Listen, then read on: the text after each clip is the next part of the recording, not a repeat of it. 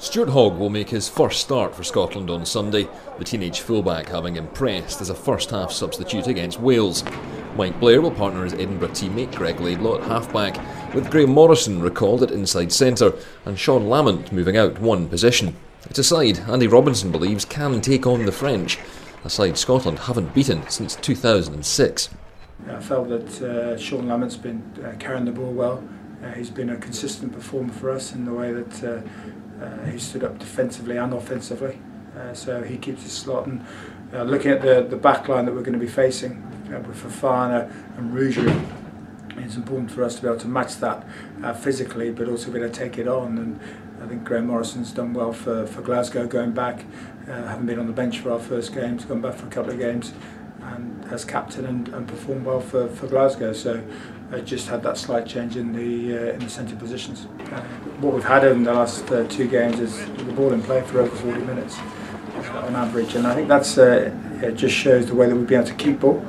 And by bringing in, when you've got someone like Graham Morrison who's able to stay up in the tackle, having Sean Lamont carrying well, with Ross Ford, Richie Gray, Dave Denton, we've got a number of carriers that are working well there. And by adding John Barclay in, who comes in for Al Strokosh, who was injured, and having Ross Rennie, we've got two natural sevens that can speed the game up, but also make sure that we win ball. And out wide, we've got some potent runners, and looking to see Stuart get his hands on the ball and be able to bring other players into play, but also getting Lee Jones that little bit wider carrying ball.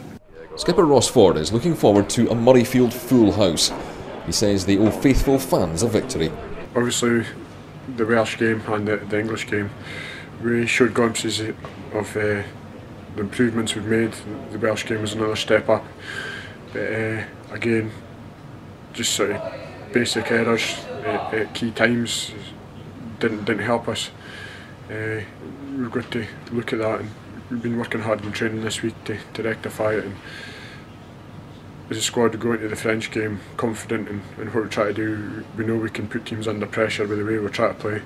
It's just being composed and performing the basics well when the chances arrive under the intensity test match is rugby.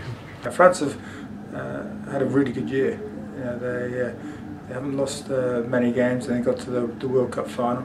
They're a confident side, and obviously in the Six Nations they've done well against us last 6 years. So we understand the challenge that's there, but having a sellout crowd at Murrayfield is fantastic, and I'd like to thank the fans for the support that they're providing and the energy that's there when we come to Murrayfield, and the text messages, the Twitter, the messages of support that have come through because of the way the team has been playing.